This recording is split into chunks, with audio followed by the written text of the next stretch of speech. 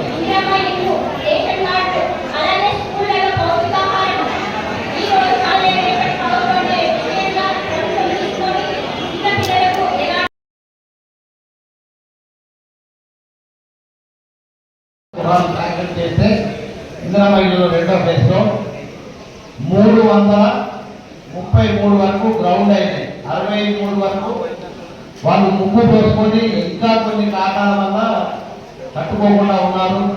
అయితే మొత్తం 284 మంది స్టాప్ వేసుకోవడం, నిన్న మొన్నటి వరకు ఒక 108 మంది గృహ ప్రవేశాలు చేసుకోవడం జరిగింది.